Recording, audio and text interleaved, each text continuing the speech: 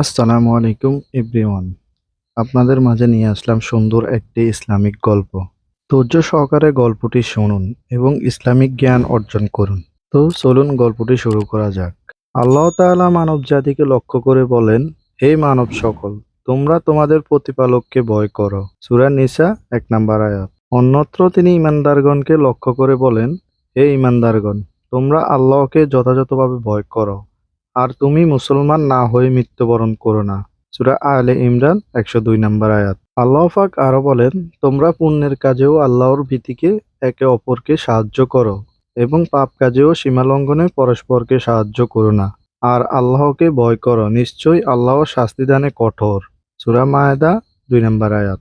এই সম্পর্কিত একটি উপদেশমূলক ঘটনা সিরিয়ায় বিখ্যাত আলেম দিন শায়েখ তানবীর রাদিয়াল্লাহু উল্লেখ করেছেন। ঘটনাটি এমন: একটি ছেলে নেক ও সৎ স্বভাবের ছিল। তার মধ্যে তাকওয়া, আল্লাহর ভয়ভীতি ও পরহেজগারিতা ছিল। বিদ্যা অর্জনের প্রতি তার তেমন স্পৃহা ছিল না। সে একটি মাদ্রাসায় পড়ত এবং শিক্ষকের নির্দেশ অনুসরণ করত।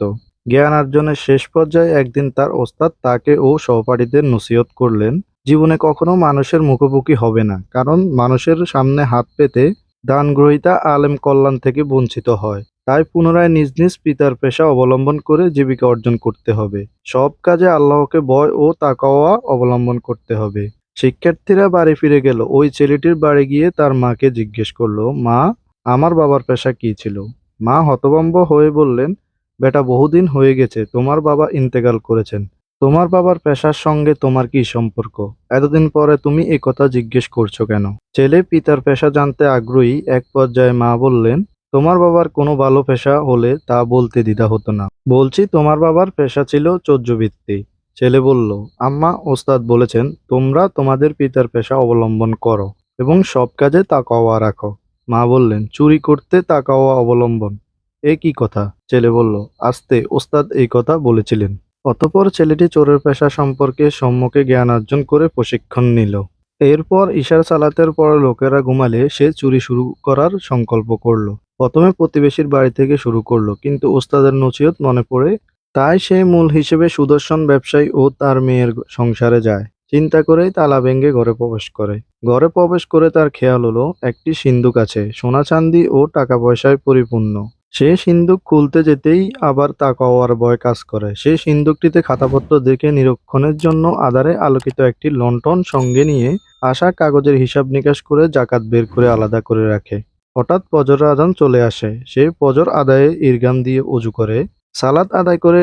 ঘরের মালিক ও স্ত্রী ভয়ানকভাবে ঘাবড়ে যায়। না বুঝে কেউ কি হচ্ছে। ডান পাশ থেকে ছোট লণ্ঠন জ্বলে। একজন ছেলেটি সালাত আদায় করছে। মালিক ছেলেটিকে প্রশ্ন করলো, তুমি কে, কি করছো?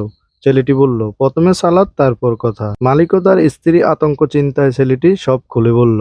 সে আসলে চোর, তবে তিনি গিয়েছেন জাকাত নিরীক্ষা করতে। মালিক ৬ বছর জাকাত দেননি।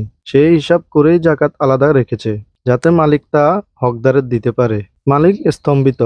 পাগল না বলে জ্ঞান সম্পূর্ণ বলে স্বীকার করলেন। ছেলে তার ইচ্ছার কথা বলতেই মালিক সন্তুষ্ট হয়ে তার স্ত্রী ও সবাইকে জানালেন। ছেলেটি তার একমাত্র কন্যার লগ্নে পাত্র। তার হিসাব নিকাশে দক্ষতা, সহজ সরল চেহারা দেখে তিনি ছেলেটিকে পছন্দ করলেন। উপলব্ধি করলেন আল্লাহ তাকে হেদায়েত দিয়েছেন। তাই তিনি ছেলেটির সঙ্গে মেয়ে বিবাহের সিদ্ধান্ত নিলেন এবং তাকে হিসাবরক্ষক নিয়োগ করলেন। এই গল্পটির মাধ্যমে আমাদের শিক্ষা নিতে হবে, তাকওয়াশীল মানুষকে আল্লাহ তাকওয়ার মাধ্যমেই হেদায়েত ও সাফল্যের মধ্যে নিয়ে যান এবং তার বিনিময়ে তাকে অটেল পুরস্কার দেন। সর্বদা সবার মনে আল্লাহর ভয়ভীতি থাকতে হবে।